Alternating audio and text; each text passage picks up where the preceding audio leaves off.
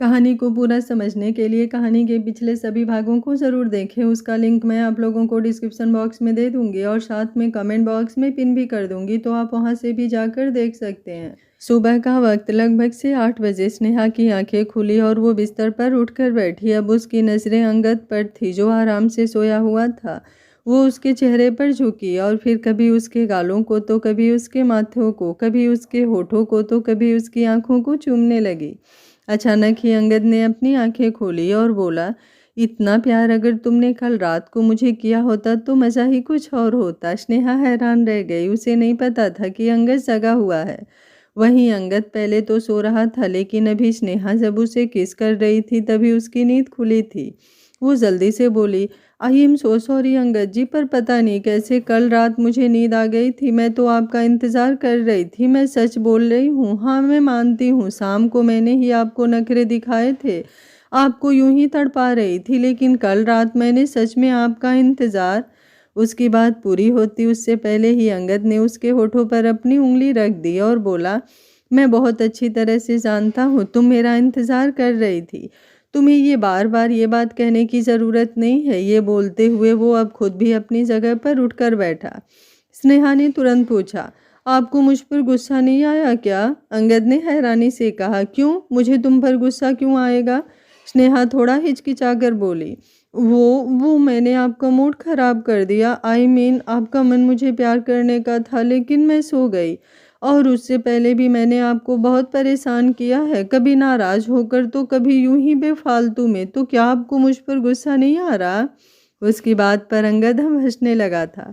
उसे हंसते हुए देख स्नेहा चुप थी। अंगद ने अब उसके गाल पर अपना हाथ रखा और बोला, मैं कभी तुमसे नाराज नहीं हो सकता मेरी जान, कभी भी नहीं। और मैं इन सब चीज़ों के लिए इतना भी पागल नहीं हूँ कि बेवजह तुम पर गुस्सा करूँगा।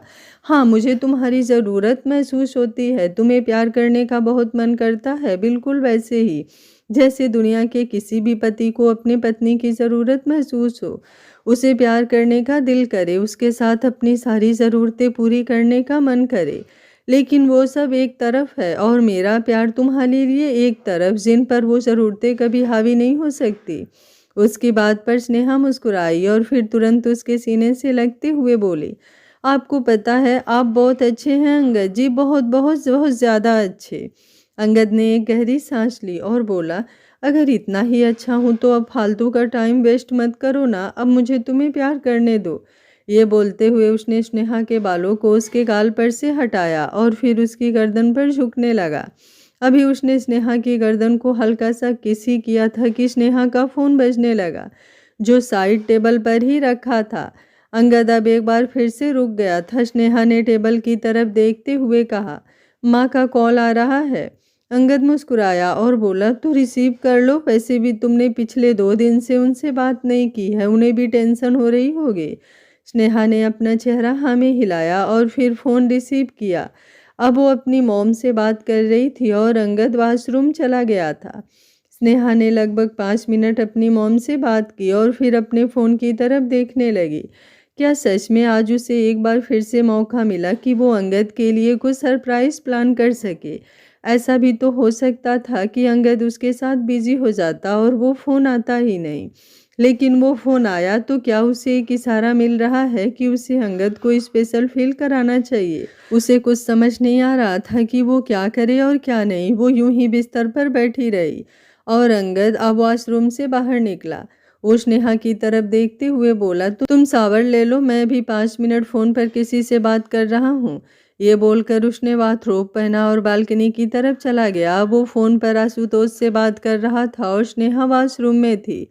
आशुतोष से बातें करते हुए अंगद के चेहरे पर परेशानी झलक रही थी। वो स्नेहा की वजह से तो लंदन आ ही रहा था, लेकिन साथ ही साथ लंदन के ऑफिस में कुछ इश्यूज भी चल रहे थे, जिसकी वजह से उसे वहां जाना था। उसने सोचा था कि उसके जाए बिना ही वो इश्यूज सॉल्व हो जाएंगे, लेकिन अब आशुतोष उसे बता रहा था कि उसे एक दिन के लिए तो ऑफिस जाना ही पड़ेगा। तकरीबन 10-15 मिनट अंगद यूं ही आशुतोष से बात करता रहा और जब वो आशुतोष से बात कर रहा था तो स्नेहा उसकी बातें सुन रही थी, क्योंकि वो वॉशरूम से आ चुकी थी। जैसे ही अंगद ने कॉल डिस्कनेक्ट किया उसने स्नेहा की तरफ देखा और स्नेहा भी अब उसके सामने आकर खड़ी हुई और अगले ही पल उसने अपनी बाहों को अंगद की गर्दन पर लपेट दिया था। अंगद उसकी तरफ देखते हुए बोला, मुझे ऑफिस जाना पड़ेगा। स्नेहा ने तुरंत कहा, तो क्या हुआ, वैसे भी तो मुंबई में अगर हम दोनों होते तो आप ऑफिस जाते ना, फिर इसका मतलब ये तो नहीं कि हम दोनों प्यार नहीं करते। आप ऑफिस से आकर मुझे प्यार करते हो और मैं तब तक आपका इंतज़ार करती, बिल्कुल अच्छी बच्ची बनकर। तो अब भी मैं वही करूँगी, आपका इंतज़ार करूँगी। आप बस जल्दी से आना और मुझे बहुत सारा प्यार करना। अंगद ने एक गहरी सांस ली और बोला, लेकिन पता नहीं मैं शाम तक कैसे ही खुद को कंट्रोल कर पाऊँगा। स्नेहा तुरंत बोली, कर लेंगे, मुझे आप पर पूरा यकीन है। ये बोलकर वो हंसी। अंगद ने उसकी कमर पर अपना हाथ रखा और उसे अपने करीब खींचकर बोला, मन तो कर रहा है तुम्हारे इस यकीन की धज्जियां उड़ा दूं और तुम्हें इतना प्यार करूं कि तुम्हें कभी दोबारा यकीन ही ना हो कि मैं खुद पर कंट्रोल कर सकता हूं।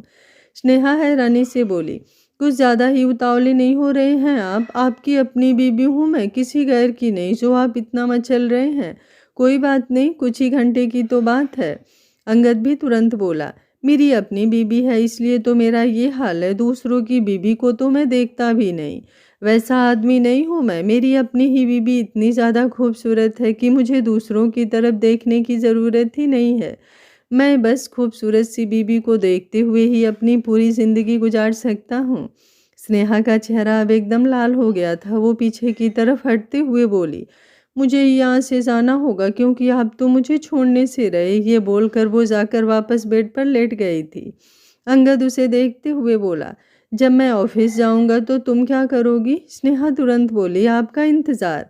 अंगद हंसा और बोला, इसके अलावा और क्या करोगी? आई मीन यहाँ पर तुम्हारे करने के लिए तो कुछ भी नहीं है। यहाँ तो संगम भी नहीं है जिससे तुम थोड़ा टाइम पास कर लो। स्नेहा कुछ सोचते हुए बोली, कोई बात नहीं, वो मैं मैनेज कर लूँगी, बस आप जल्दी आना। अंगद उसके करीब आया। उसने बड़े ही प्यार से स्नेहा का माथा चूमा और फिर वॉशरूम में चला गया। स्नेहा मुस्कुराई और बोली, ये तो आपको गलतफहमी है अंगद जी कि मेरे पास करने के लिए कुछ नहीं। मेरे पास करने के लिए तो बहुत कुछ है और टाइम भी कम ही है। एक बार आप जाइए तो सही और फिर जब आप वापस आएंगे तो आप हैरान रह जाएंगे। ये बोलते हुए उसका चेहरा एकदम खिला हुआ नजर आ रहा था। कुछ देर बाद अंगद रेडी हो रहा था और वो ऑफिस के लिए निकल गया था। उसके जाते ही स्नेहा बाहर आई और उसने 2 सर्वेंट को अपने पास बुलाया और उन्हें सारा काम सौंप दिया। उन्हें बता दिया था कि उसे क्या क्या चाहिए और रात को उसे वहाँ विला में किसी भी तरह की डिस्टरबेंस नहीं चाहिए, इसलिए शाम होते ही वो सब लोग वहाँ से चले जाएं। उन सर्वेंट ने अपना सर हामी हिलाते हुए स्नेहा की बात पर हामी भर दी थी। वैसे तो वो पीछे सर्वेंट क्वार्टर में ही रहते थे, लेकिन आज वो लोग वहाँ से जाने वाले थे क्योंकि स्नेहा ने जो प्रिपरेशन बताई थी वो उन्हें पूल एरिया में ही करनी थी। स्नेहा ने अपने फ़ोन से उन्हें पैसे दे दिए थे जिससे वो लोग सारी अरेंजमेंट करने वाले थे और अब स्नेहा अपनी ड्रेस वगैरह सेलेक्ट करने लगी थी। वैसे तो कल अंगद ने उसे बहुत कुछ दिलाया था, लेकिन वो बहुत अच्छी तरह से जानती थी कि उनमें सबसे ज़्यादा अंगद को क्या पसंद था। वो एक ब्लैक कलर की ड्रेस थी जो साइड स्लिट थी और वो बॉडीकॉन ड्रेस कंधों से स्ट्रेप डिज़ाइन में बनी हुई थी। वाइट सीक्वेंस जैसा उस पर थोड़ा काम था, लेकिन बहुत कम पर बहुत ज़्यादा परफेक्ट, जिससे वो ड्रेस बहुत ज़्यादा खूबसूरत भी लगती थी और रात के लिए तो वो एकदम परफेक्ट थी। अब स्नेहा को बस इंतज़ार था कि कब शाम हो, क्योंकि वो जानती थी अंगद शाम को ही आने वाला है। और अब धीरे धीरे शाम होने लगी थी। बाहर पूरे एरिया को बेहद खूबसूरती से डेकोरेट भी कर दिया गया था और अब स्नेहा ने फाइनली रेडी होते हुए अंगद को कॉल किया ताकि उससे पूछ सके कि वो कितनी देर में आएगा। वहीं अंगद जो रास्ते में था और गाड़ी ड्राइव कर रहा था, जैसे ही स्नेहा का फ़ोन आया उसने तुरंत कॉल रिसीव किया। सामने से स्नेहा ने उसके आने के बारे में पूछा तो अंगद मुस्कुराते हुए बोला, बस 5 मिनट, मैं जानता हूँ मेरी बीबी मेरा बेसब्री से इंतज़ार कर रही है, इसलिए मैं उसे ज़्यादा देर वेट नहीं करवाऊँगा। 5 मिनट का सुनकर ही स्नेहा की आंखें बड़ी हो गई थी क्योंकि अभी तो उसका मेकअप पूरा भी नहीं हुआ था। वो जल्दी से बोली, इतनी इतनी जल्दी आने की ज़रूरत नहीं है अंगद जी। उसकी बात पर अंगद हैरान रह गया। उसे तो लगा था स्नेहा सच में काफ़ी बेसब्री से उसका इंतज़ार कर रही होगी, लेकिन यहाँ तो वो उसे जल्दी ना आने के लिए बोल रही थी। उसकी आईब्रो ऊपर की तरफ उठ गई। वो तुरंत बोला, क्या तुम सच में चाहती हो कि मैं जल्दी ना आऊँ? स्नेहा झट से बोली, मैं चाहती हूँ अंगद जी कि आप जल्दी आओ, लेकिन इतनी जल्दी भी नहीं। मेरा मतलब है बस 5 मिनट और लगा लो ना। ये बोलते हुए उसने जल्दी से नीचे रखी लिपस्टिक उठाई और अपने होठों पर लगाने लगी। जैसे ही उसने अपने होठों से पप किया, अंगद ने तुरंत पूछा, तुम अपने होठों पर लिपस्टिक लगा रही हो क्या जान? स्नेहा उसके सवाल पर हैरान रह गई कि भला अंगद को कैसे ही पता। उसने भी जल्दी से पूछा, लेकिन आपको कैसे पता? अंगद हल्का सा मुस्कुराया और बोला, बस पता है, लेकिन एक बात बताऊं, तुम्हारा लिपस्टिक लगाने का कोई फ़ायदा नहीं है मेरी जान, क्योंकि तुम्हारे होठों पर तुमने लिपस्टिक लगा तो ली है, लेकिन इन्हें मैं तुम्हारे होठों पर रहने नहीं दूंगा। तुम्हारे पास आते ही पहले मैं ये लिपस्टिक ही हटाऊंगा, और वो भी बहुत ज़्यादा वाइल्ड तरीके से। उसकी बातों का मतलब स्नेहा बहुत अच्छी तरह से समझ रही थी। वो तुरंत बोली, ठीक है, आपको जो करना है वो कर लीजिएगा, लेकिन अभी नहीं, 5 मिनट बाद, अभी मैं थोड़ा बिजी हूँ। ये बोलकर उसने जल्दी से कॉल डिस्कनेक्ट कर दिया। अंगद भी सोच में पड़ गया कि आखिर आज स्नेहा को हुआ क्या है। वो उसे 5 मिनट बाद आने के लिए क्यों बोल रही है। अब उसने जल्दी से ब्लशर लगाया और फिर अपनी जगह से उठी। ब्लैक कलर की ड्रेस में वो बहुत ज़्यादा सुंदर लग रही थी। हालांकि उसने इस तरह की ड्रेस कभी पहनी नहीं थी, मुश्किल से एक आधी बार पहनी होगी, और वो भी अंगद के बार बार जिद करने पर आज तो उसने अपने आप वो ड्रेस पहनी थी, और वो खूबसूरत भी बहुत लग रही थी। उसके होठों पर मुस्कुराहट थी और आंखों में अंगद के लिए बहुत सारा प्यार। अब वो हल्का सा खुद पर परफ्यूम स्प्रे करके बाहर की तरफ आई। उसे अंगद के वहाँ पहुँचने से पहले खुद वहाँ पूल एरिया की तरफ आना था, और बाहर आकर अब उसने एक राहत की सांस ली, क्योंकि अभी तक अंगद वहाँ पर नहीं आया था। लेकिन अब अचानक से ही दरवाजे की तरफ से हॉर्न बजा। अंगद की गाड़ी दरवाजे के अंदर आ रही थी। पहले तो अंगद ने ध्यान नहीं दिया, लेकिन अचानक ही उसकी नज़र पूल एरिया की तरफ गई तो वो शॉक्ड रह गया, और स्नेहा जो साइड में खड़ी थी वो उसकी नज़रों को वहाँ पर आते हुए महसूस कर सकती थी। उसकी धड़कनें अब एकदम से तेज हो गई थी। अंगद ने गाड़ी पार्किंग एरिया में लगाई और फिर स्नेहा के करीब बढ़ने लगा। स्नेहा पूल एरिया के पास ही खड़ी थी, लेकिन अब अचानक से वो वहाँ से गायब हो गई। वो थोड़ा पीछे हट गई थी। वहाँ लाइटिंग ज़्यादा नहीं थी, इसलिए अंगद को तो कुछ समझ ही नहीं आया। अब वो अपनी नज़रें घुमाते हुए वो सारी डेकोरेशन देखने लगा। सामने की तरफ अंगद और स्नेहा की बहुत बड़ी पिक्चर भी लगी हुई थी। वो मुस्कुराते हुए बोला, अच्छा, तो ये सब किया जा रहा था मेरे पीछे से, और मैं सोचूं कि तुमने मुझे कॉल क्यों नहीं किया, कॉल कर कर के बार बार परेशान क्यों नहीं किया। मुझे क्या पता था मेरी बीवी का दिमाग कितना ज़्यादा चलने लगा है। उसकी बातें सुनते हुए स्नेहा मुँह दबा दबा कर हंस रही थी।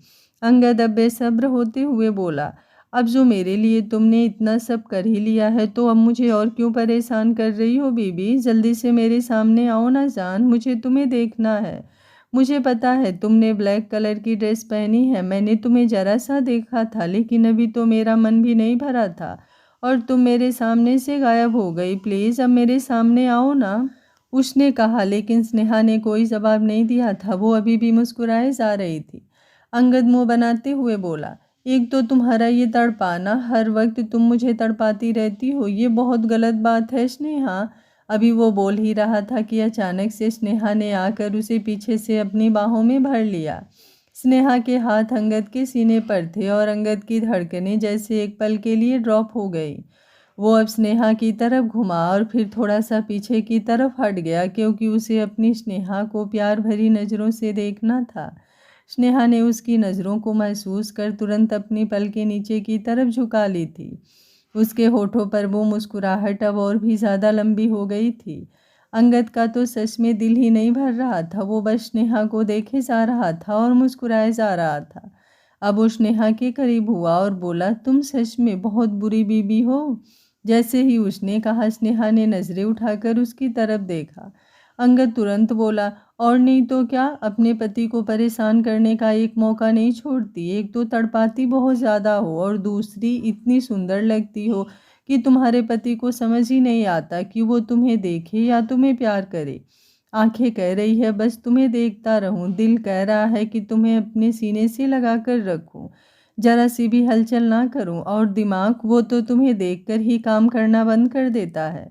उसकी बात पर स्नेहा हंसते हुए बोली, बस कीजिए अंगद जी, आप ये बातें करते हुए मुझे एकदम बच्चों की तरह लग रहे हैं। अंगद झट से बोला, ये तो फिर तुम्हारी गलतफहमी है, क्योंकि अभी फ़िलहाल हम बाहर खड़े हैं। अगर तुम मेरे साथ इस वक्त अंदर होती तो मैं तुम्हें बता देता कि मैं बच्चा हूँ या फिर किस मूड में हूँ। स्नेहा ने अब अपना चेहरा दूसरी तरफ घुमा लिया। उसका चेहरा एकदम कश्मीरी सेब की तरह लाल जो हो चुका था। अंगद स्नेहा पर झुका और बोला, मुझे बहुत भूख लगी है। स्नेहा तुरंत बोली, सामने ही टेबल है, मैंने आपके लिए खाना ऑलरेडी प्रिपेयर करवा रखा है। अंगद ने जल्दी से कहा, तुम्हें किसने कहा कि मुझे खाने की भूख लगी है? मैंने ये ज़रूर कहा है बीवी कि मुझे भूख लगी है, लेकिन मैंने ये नहीं कहा कि मुझे खाना खाना है। हो सकता है मेरा कुछ और खाने का मन है। स्नेहा को समझ नहीं आ रहा था कि वो अब करे तो करे क्या। अब तो बस उसका ज़मीन में दफन होना बाकी रह गया था। बाकी तो अंगद ने कोई कमी नहीं छोड़ी थी। वो अंगद के सामने खड़ी भी नहीं रह पा रही थी और अब अंगद ने उसके लबों पर अपना अंगूठा रखा और उसकी लिपस्टिक थोड़ी सी स्मच करते हुए बोला, मैंने तुम्हें मना किया था ना कि लिपस्टिक मत लगाना, क्योंकि इसे तो मैं तुम्हें मिलते ही खराब कर दूंगा। उसकी बात पर स्नेहा कुछ कहती उससे पहले ही अंगद उसके चेहरे पर झुका और उसके होठों को लॉक कर दिया। स्नेहा तो कुछ बोल ही नहीं पाई। स्नेहा ने भी उसे रिस्पॉन्स देना शुरू कर दिया था और थोड़ी देर बाद उसने स्नेहा को छोड़ा और फिर उसे और भी ज़्यादा गहरी निगाहों से देखते हुए बोला, तुम दिन ब दिन और भी ज़्यादा टेस्टी होती जा रही हो बीबी। स्नेहा मुस्कुराते हुए ही बोली, सब आपके प्यार का असर है। अंगद तुरंत बोला, तो चलो ना अंदर। स्नेहा टेबल की तरफ देखते हुए बोली, लेकिन पहले खाना तो खा लीजिए। स्नेहा ने शर्माते हुए कहा, वैसे मैंने हमारे लिए बाहर ही, मेरा मतलब है जैसे आप ऊपर टेरिस पर। ये बोलते बोलते वो चुप हो गई थी। अंगद को पहले तो उसकी बातों का मतलब समझ नहीं आया और फिर जब उसे समझ आया तो वो हैरान रह गया। मतलब स्नेहा ने उन दोनों के सोने का इंतज़ाम भी बाहर ही करवाया था, पर कहाँ, उसे तो कुछ नज़र ही नहीं आ रहा था। उसने तुरंत इधर उधर नजरें घुमाकर देखा और फिर अगले ही पल उसकी धड़कनें जैसे तेजी से बढ़ गई। सामने ही खूबसूरत सा बिस्तर लगा हुआ था, जिसके आसपास वाइट कलर के पर्दे भी थे, ताकि अगर कोई बाहर हो भी तो किसी को कुछ नज़र ना आए। अंगद ने झट से पूछा, और सर्वेंट? स्नेहा ने शर्माते हुए ही कहा, वो लोग कल आएंगे, हम दोनों के अलावा फ़िलहाल यहाँ पर कोई नहीं है। बस वो गार्ड था जिसने आपके लिए दरवाज़ा खोला और अब वो भी यहाँ से जा चुका है। उसकी बात पर अंगद उसे और भी ज़्यादा हैरानी से देखते हुए बोला, तुमने सच में इतना सब किया? स्नेहा ने अपना चेहरा हाँ में हिलाया। अंगद ने तुरंत उसका चेहरा अपने हाथों में कसकर थाम लिया और फिर उसके माथे को चूमते हुए वो उसके गालों की तरफ आया और फिर उसने बड़े ही जोरों से उसके लबों को भी चूम लिया। स्नेहा अब अपनी गहरी सी नज़रों से उसे देख रही थी और अंगद अब अपना लोअर लिप हल्का सा बाइट कर बोला, अब तो मुझे तुम पर और भी ज़्यादा प्यार आ रहा है जान। मैंने सोचा नहीं था तुम हमारे लिए इतना कुछ करोगी। स्नेहा भी बेहद प्यार भरी आवाज़ में बोली, ये सब तो मुझे करना ही था अंगद जी, इतना परेशान किया है मैंने आपको, अब अपनी गलती सुधारने के लिए इतना करना तो बनता है ना। उसकी बातों पर अंगद को उस पर और भी ज़्यादा प्यार आ रहा था और अब उसने उसे गोद में उठा लिया। स्नेहा ने तुरंत अपनी बाहों को उसके कंधे पर लपेट दिया था और अंगद ने अब उसकी तरफ देखते हुए पूछा, खाना खाओगी तुम? स्नेहा ने अपना चेहरा ना में हिला दिया और अगले ही पल अंगद हंसा और बोला, एक नंबर की बेवकूफ़ हो तुम। स्नेहा हैरानी से उसकी तरफ देखने लगी और अब वो उसे लेकर सामने बिस्तर की तरफ नहीं बल्कि टेबल की तरफ आया, जहाँ पर उन दोनों के लिए खाना लगा हुआ था। स्नेहा जल्दी से बोली, लेकिन आपने तो कहा था कि आपको भूख नहीं है, फिर आप मुझे टेबल पर क्यों ले आए अंगद जी? अंगद मुस्कुराया और बोला, क्योंकि मुझे पता है कि मेरी बीवी को भूख लगी है। सुबह से वो इन सब के चक्कर में पड़ी हुई थी और उसने ढंग से कुछ खाया नहीं है और अब मेरी बीबी के पेट को खाने की भी ज़रूरत है। ये बोलते हुए उसने उसकी नाक खींची। स्नेहा तुरंत बोली, ऐसा कुछ भी नहीं है, अगर मैं आज खाना नहीं भी खाती तो भी चलता, आपका प्यार मिल जाए तो भूख इतनी ज़्यादा लगती ही नहीं। अंगद गहरी मुस्कुराहट के साथ बोला, कोई बात नहीं, पहले खाना खाओ, उसके बाद मैं अपना प्यार भी तुम्हें अच्छे से दूंगा। उसकी बातें सुनते हुए स्नेहा का चेहरा शर्म से लाल हो रहा था। अंगद ने अब सामने रखे हुए खाने की तरफ देखा, जहां पर उसे ऐसा लग रहा था जैसे वो खाना भी स्नेहा के हाथों से बना हुआ हो। वो स्नेहा के हाथों से बना हुआ खाना बहुत अच्छी तरह से पहचान सकता था।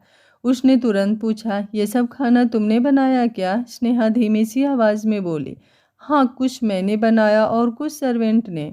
अंगद उसे घूरते हुए बोला, झूठ मत बोलो, मुझे साफ पता चल रहा है कि ये खाना तुमने बनाया है।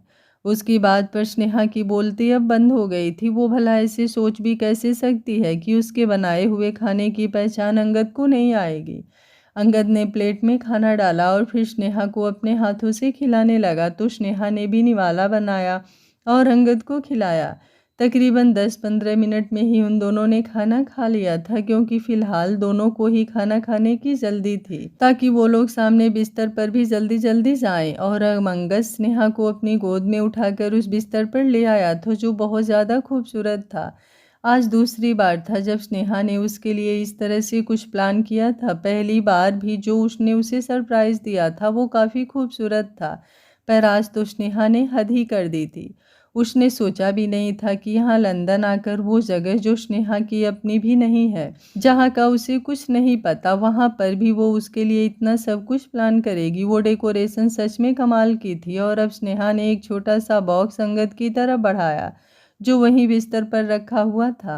अंगद हैरानी से बोला, क्या बात, आज तो तुम मुझे सरप्राइज पर सरप्राइज देती जा रही हो जान। स्नेहा बड़ी ही अदा से बोली, बस यूं ही, आप पर बहुत सारा प्यार आ रहा है। अंगद हंसकर बोला, बस पूरी जिंदगी तुम्हें मुझ पर यूं ही प्यार आता रहे। ये बोलते हुए वो उसने गिफ्ट बॉक्स खोला और अगले ही पल उसके होठों पर एक लंबी सी मुस्कुराहट थी और साथ में सुकून भी। उस गिफ्ट बॉक्स में अंगद के लिए बहुत ही प्यारी सी वॉच थी, जो स्नेहा ने स्पेशली आज ही उसके लिए मंगवाई थी। उसने स्नेहा की तरफ देखते हुए पूछा, और ये कैसे अरेंज किया तुमने? स्नेहा झट से बोली, अकाउंट में जितने भी पैसे थे वो सारे सर्वेंट के अकाउंट में ट्रांसफ़र किए और फिर ये आपके लिए मंगवाई। आपको पसंद तो आई ना? आई नो ये ब्रांड नहीं है जो आप पहनते हैं, लेकिन मुझसे जो पॉसिबल हो पाया मैंने वो कर दिया अंगद जी। उसकी बात सुनते हुए ही अंगद ने उसके माथे को बड़े ही प्यार से चूमा और बोला, तुम्हें पता है ये मेरी ज़िंदगी की सबसे कीमती घड़ी है स्नेहा, जिसे मैं हमेशा पहनूंगा, क्योंकि ये मुझे मेरी स्नेहा ने दी है। ये बोलकर अब उसने एक बार फिर से उसके माथे को चूम लिया था। स्नेहा तुरंत उसके सीने से लग गई और अंगद ने अब वो घड़ी साइड में रख दी, क्योंकि अभी तो फिर उसका अपनी बीबी को प्यार करने का वक्त आ चुका था, जहां वो उस घड़ी को कैसे ही पहन कर रख सकता था। अब उसने स्नेहा को नीचे बिस्तर पर लिटाया और फिर उसे गहरी निगाहों से देखते हुए बोला, तुम्हें पता है बाकी सब सरप्राइज तो एक तरफ, लेकिन ये जो तुमने ड्रेस पहनी है ना, ये एक तरफ। सच में तुम इसमें बहुत खूबसूरत लग रही हो।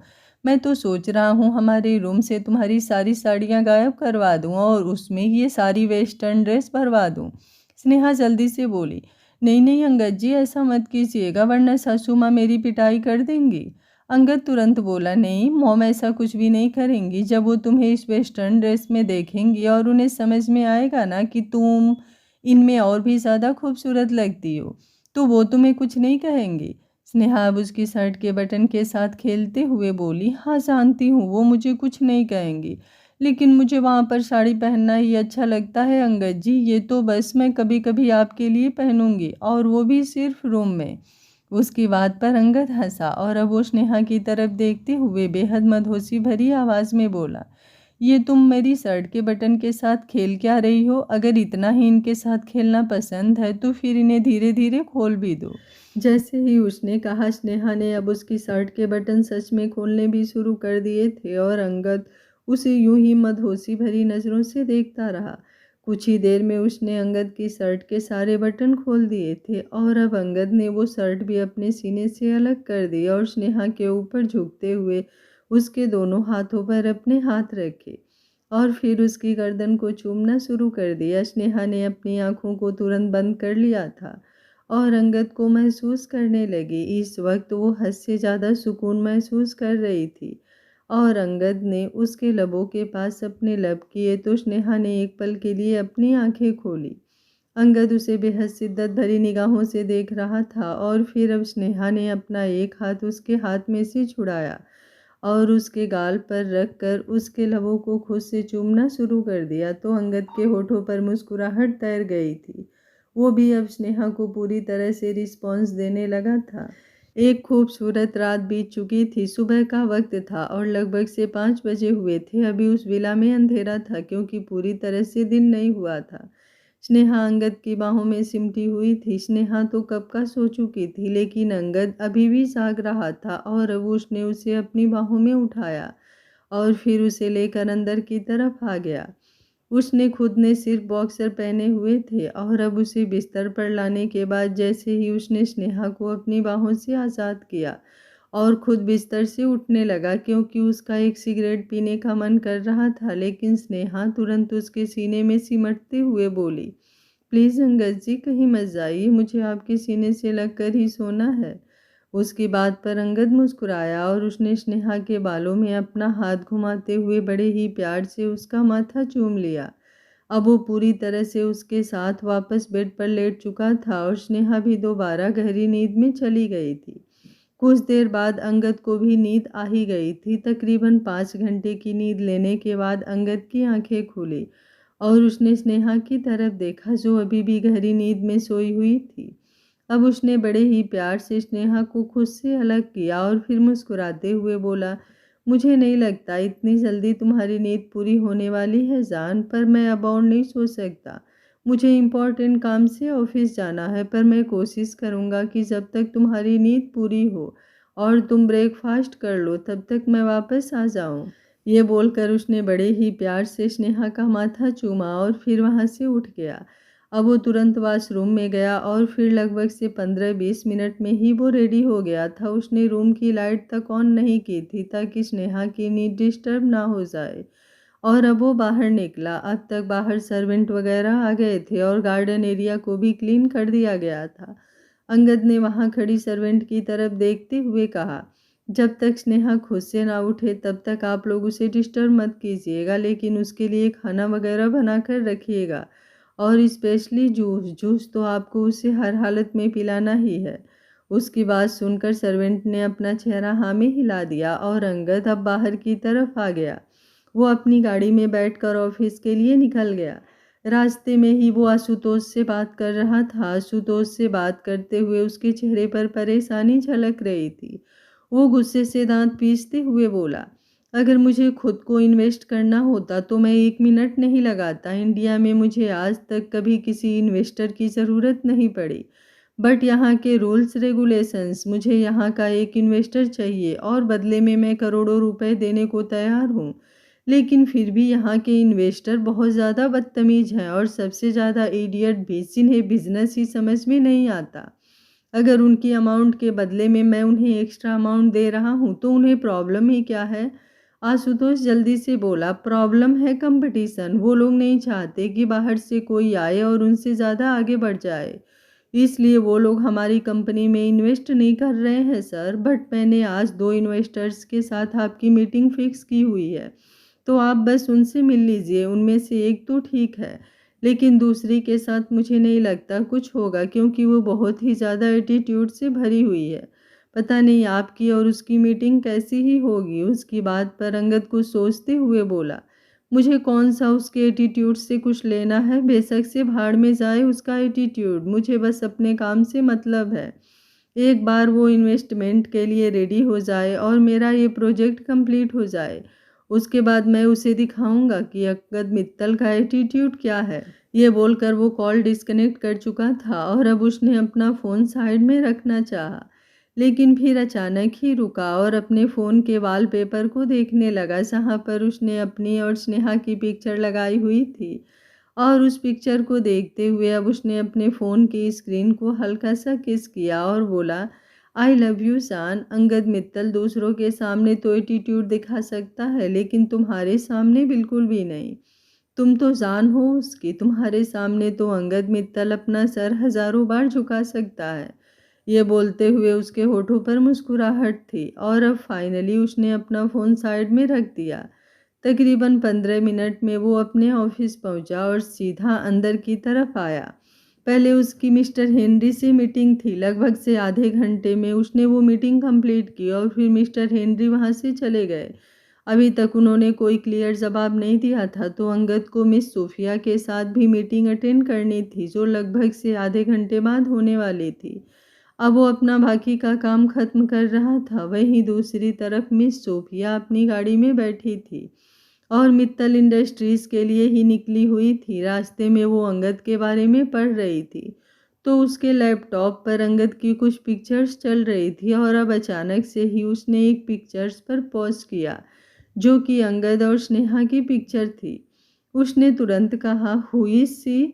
उसकी असिस्टेंट जो उसके साथ ही बैठी थी वो जल्दी से बोली, एक्चुअली मैम ये स्नेहा मित्तल है, अंगद मित्तल की वाइफ। उसकी बात सुनकर सोफिया के एक्सप्रेशन नॉर्मल ही थे, लेकिन अब उसकी असिस्टेंट एक बार फिर से बोली, सुना है अंगद मित्तल अपनी वाइफ स्नेहा मित्तल से बहुत प्यार करता है। इतना तो शायद कोई किसी से नहीं करता होगा जितना अंगद मित्तल अपनी वाइफ से करता है। इन दोनों के प्यार पर भी बहुत सारी पोस्ट वगैरह देखी है मैंने। सुना है स्नेहा अंगद मित्तल की दूसरी वाइफ है, क्योंकि पहली वाली की डेथ हो गई थी और पहली वाइफ की डेथ के बाद अंगद मित्तल तो लड़कियों की तरफ देखता भी नहीं था। लेकिन जब से ये स्नेहा उसकी लाइफ में आई है तब से काफ़ी कुछ चेंज हो गया। अब तो वो इसके लिए पागल ही हो चुका है। उसकी ये बात सुनते हुए अब सोफिया के एक्सप्रेशंस थोड़े चेंज होने लगे थे। अब उसने अपना लैपटॉप ऑफ किया और एक गहरी सांस ली। लगभग से 15 मिनट बाद उसकी गाड़ी मित्तल इंडस्ट्रीज़ के पार्किंग एरिया में रुकी और वो गाड़ी से बाहर आई। रेड कलर की नी लेंथ ड्रेस, आंखों पर ब्लैक गॉगल्स, हल्के ब्राउन बाल और उम्र लगभग से 25 ईयर्स। वहीं दूसरी तरफ अंगद मिडिल रूम में बैठा था। वो अब एक बार फिर से अपनी और स्नेहा की पिक्चर्स देखने लगा था। तभी उसका लंदन का असिस्टेंट नीलेश मीटिंग रूम में आया और फिर दूसरे ही पल मीटिंग रूम का दरवाज़ा एक बार फिर से खुला और सोफिया अपनी असिस्टेंट डेजी के साथ अंदर की तरफ आ गई। अंगद अपनी जगह से उठ चुका था। सोफिया अपनी गहरी निगाहों से अंगद की तरफ देख रही थी। अंगद की पर्सनालिटी को देखते हुए उसके होठों पर एक बार फिर से गहरी मुस्कुराहट तैर गई थी। बिल्कुल perfect body, attractive face features and चेहरे पर थोड़ा सा एटीट्यूड। सोफिया को अंगद काफ़ी अच्छा लग रहा था और अब उसने आगे जाकर अपना हाथ अंगद की तरफ बढ़ाया और मुस्कुराते हुए बोली, सोफिया कपूर। अंगद ने उसकी तरफ अपना हाथ नहीं बढ़ाया, बस हल्का सा मुस्कुराकर मुँह से ही बोला, हेलो। सोफिया अपने हाथ की तरफ देखने लगी। अंगद ने अब अपना हाथ टेबल की तरफ करते हुए कहा, वेलकम मिस सोफिया। सोफिया की आईब्रो ऊपर की तरफ उठ गई। डेजी ये सब कुछ हैरानी से देख रही थी। आज तक कभी किसी ने सोफिया से हाथ मिलाने से इनकार नहीं किया था। हालांकि इनकार तो अंगद ने भी नहीं किया था, लेकिन जिस तरह से उसने सोफिया का हाथ इग्नोर किया वो काफ़ी ज़्यादा ऑकवर्ड था। सोफिया ने अब अपना हाथ पीछे खींचा और अंगद की तरफ देखते हुए बोली, you are so attractive mister Mittal. उसकी तरफ से वो तारीफ सुनकर अंगद के चेहरे पर अजीब से एक्सप्रेशंस आ गए थे। उसने तो सुना था कि सोफिया में बहुत ज़्यादा एटीट्यूड है, लेकिन यहाँ तो वो उसकी तारीफ कर रही थी। वो हल्का सा मुस्कुराकर बोला, थैंक यू मिस सोफिया। ये बोलते हुए वो अपनी जगह पर बैठा और सोफिया भी अब उसके सामने बैठ चुकी थी।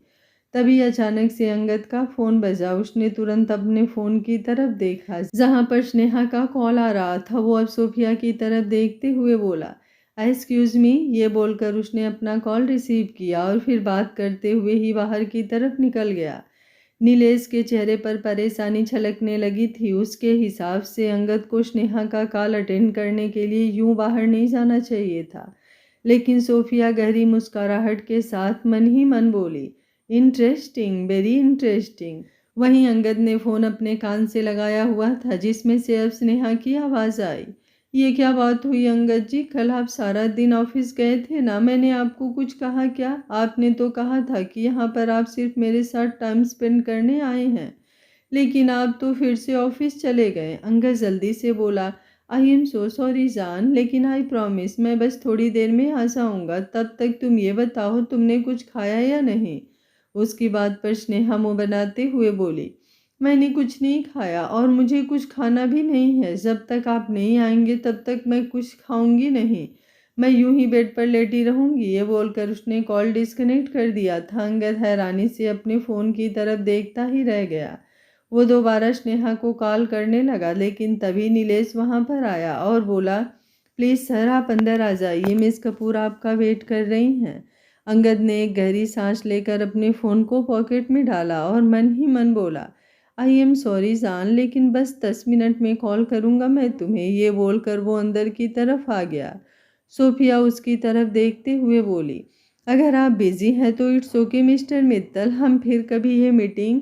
उसकी बात पूरी होती उससे पहले ही अंगद बोला, नहीं मिस कपूर, एक्चुअली कॉल थोड़ी अर्जेंट थी इसलिए मुझे रिसीव करनी पड़ी। ये बोलते हुए वो सोफिया के सामने बैठ गया। सोफिया के चेहरे पर एकदम इंटेंस एक्सप्रेशंस थे। वो काफ़ी गहरी आवाज़ में बोली, लगता है काफ़ी ज़्यादा ही इम्पोर्टेंट कॉल थी। अंगद तुरंत बोला, हाँ मेरी वाइफ स्नेहा मित्तल की।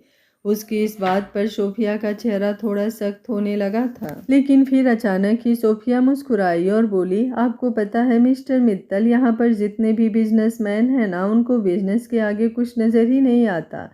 मेरे डैड भी बहुत बड़े बिजनेसमैन हैं, लेकिन वो अगर कभी मीटिंग में हों तो मैं या मेरी मॉम उन्हें कॉल करे तो वो कभी कॉल रिसीव नहीं करते और मुझे इस बात पर बहुत गुस्सा आता था। लेकिन अब जब मैंने बिज़नेस ज्वाइन किया तो मुझे समझ में आया कि यस, बिज़नेस के सामने कई बार कुछ चीज़ों को इग्नोर ही करना पड़ता है। लेकिन आपको देखकर ऐसा लगता है कि नहीं, अगर इंसान चाहे तो बिज़नेस से इम्पोर्टेंट भी उसके लिए कुछ हो सकता है, उसकी फैमिली, उसके अपने, और जो होने भी चाहिए। बिकॉज एक वक्त तक आपका बिजनेस, आपका प्रॉफिट, आपका एम्पायर आपको खुश रखता है, लेकिन असली खुशियाँ तो सिर्फ फैमिली में ही हैं। उसकी बात पर अंगद हल्का सा मुस्कुराया और सोचने लगा कि आशुतोष ने तो उसे कुछ और ही बताया था कि सोफिया बिल्कुल इमोशनल लेस टाइप है, बहुत एटीट्यूड है उसके अंदर। लेकिन यहाँ तो उसके मुंह से फैमिली के बारे में ये सारी बातें सुनकर उसे काफ़ी अजीब लग रहा था, लेकिन कहीं ना कहीं अच्छा भी लग रहा था कि फाइनली शायद सोफिया वो इंसान हो सकती है जो उसकी प्रॉब्लम समझे। वो तुरंत बोला, एक्चुअली मुझे इन्वेस्टमेंट की कोई प्रॉब्लम नहीं है मिस कपूर। मैं अगर आपसे 100 करोड़ की इन्वेस्टमेंट ले रहा हूँ तो मैं 105 करोड़ आपको साथ के साथ दे भी सकता हूँ। लेकिन इंडिया में आई हैव एवरीथिंग, और इनफैक्ट यहाँ भी, बट प्रॉब्लम ये है कि इस प्रोजेक्ट पर मुझे एक इन्वेस्टर चाहिए, वो इन्वेस्टर जो यहाँ का हो। इसलिए मैं आपसे इन्वेस्टमेंट चाहता हूँ। अगर आप मेरे लिए ये इन्वेस्टमेंट कर सकती हैं तो प्लीज़ कर दीजिए। I will be very thankful to you. Sophia मुस्कुराई और बोली, आपको ये सब कहने की कोई ज़रूरत नहीं है मिस्टर मित्तल, मैं आपकी प्रॉब्लम समझती हूँ और मुझे पता है कि आपकी प्रॉब्लम बिल्कुल जेनुइन है, क्योंकि यहाँ के बिजनेस रूल्स बहुत डिफरेंट हैं। बट इट्स ओके, आपको टेंशन लेने की ज़रूरत नहीं है। मैं आपकी हेल्प ज़रूर करूँगी, मैं आपकी कंपनी में इन्वेस्ट ज़रूर करूँगी। आपका प्रोजेक्ट अब मेरी इन्वेस्टमेंट से आगे बढ़ेगा और आपको मुझे तुरंत पैसे देने की भी कोई ज़रूरत नहीं है, मैं वेट कर सकती हूँ। अंगद भी जल्दी से बोला, नहीं नहीं, मैं आपको वेट नहीं करवाऊँगा। इधर आप मेरे पास इन्वेस्टमेंट करती हैं और दूसरी तरफ मैं आपको चेक वगैरह दे दूँगा, आप कभी भी कैश करवा सकती हैं। सोफिया हंसकर बोली, आप तो ऐसे बात कर रहे हैं मिस्टर मित्तल जैसे आपको ये सब एहसान लग रहा है और आप किसी का एहसान लेना नहीं चाहते। मैं जानती हूँ आप बहुत स्वाभिमानी इंसान हैं, बट बिजनेस में ये सब चलता रहता है और वैसे भी इन सब के बदले मैं आपसे एक चीज़ और लेने वाली हूँ, तो मुझे नहीं लगता आपको फ़िलहाल इन्वेस्टमेंट के बारे में सोचना चाहिए। आप तो ये सोचिए कि आप मेरी डिमांड कैसे पूरी करेंगे। उसकी बात पर अंगद के चेहरे पर सवालिया एक्सप्रेशंस आ गए। सोफिया मुस्कुराते हुए बोली, आप लंदन आए हैं और इतना तो कन्फर्म है मुझे कि आप ज़्यादातर लंदन आते नहीं होंगे। आई मीन जो इंसान अपनी फैमिली से इतना प्यार करता है कि इतनी इम्पोर्टेंट मीटिंग में भी अपनी फैमिली का कॉल रिसीव कर रहा है, वो कहाँ अपनी फैमिली को छोड़कर घूमने निकलता होगा। इसलिए मैं चाहती हूँ कि आप जब तक लंदन में हैं तब तक मैं आपको यहाँ का टूर करवाऊँ, आपको यहाँ की खूबसूरत जगह पर लेकर जाऊँ और इसके साथ साथ आप मेरे यहाँ डिनर पर आएँ और अपनी फैमिली के साथ आएँ। आई विल बी सो हैप्पी। उसकी बात पर अंगद सोच में पड़ गया, क्योंकि वो इन सब चीज़ों में ज़्यादा इंटरेस्टेड नहीं था। आज तक वो अपने किसी बिजनेस पार्टनर की पार्टी में भी नहीं जाता था। उनके यहाँ डिनर वगैरह के लिए जाना तो दूर की बात, पर वो सोफिया को मना भी नहीं कर सकता था। वो फीका सा मुस्कुरा कर बोला, व्हाई नॉट। सोफिया अब अपनी जगह से उठी और बोली, तो फिर ठीक है, कल रात को डिनर पर मिलते हैं। बाकी मेरा असिस्टेंट आपके साथ टच पर रहेगा। जो भी प्रोसीजर होगा वो आपको इन्फॉर्म कर देगा। आप इन्वेस्टमेंट की टेंशन अब बिल्कुल मत लीजिएगा और अपनी वाइफ के साथ अपना ये ट्रिप एंजॉय कीजिएगा। उसकी बात पर अंगद भी हल्का सा मुस्कुराया और सोफिया वहाँ से चली गई। उसके जाने के बाद अंगद खुद से ही बोला, इतना भी एटीट्यूड नहीं है मिस कपूर में जितना आशुतोष ने मुझे बताया था। काफ़ी अच्छी इंसान लग रही है वो। ये बोलकर उसने एक गहरी सांस ली और फिर तुरंत टेबल पर रखा अपना फ़ोन उठाया और वहाँ से निकल गया। अब वो सीधा बाहर अपनी गाड़ी की तरफ आया और अपने विला के लिए निकल चुका था। उसे अब स्नेहा को और इंतज़ार नहीं करवाना था और अपनी रूठी हुई जान को मनाना जो था। आज का पार्ट आप लोगों को कैसा लगा कमेंट बॉक्स में अपनी राय ज़रूर दीजिएगा। कहानी अपने अंत की तरफ बढ़ रही है, तो उम्मीद करती हूँ आप लोगों ने अभी तक साथ दिया, तो थोड़ा देर अपना साथ और प्यार और बनाए रखिए। अगर आप लोगों को मेरे द्वारा लाई गई वीडियो पसंद आती है तो वीडियो को एक लाइक ज़रूर करिएगा। Thank you for watching. मिलते हैं कहानी के अगले भाग में, तब तक स्वस्थ रहिए, मस्त रहिए, अपना ख्याल रखते रहिए।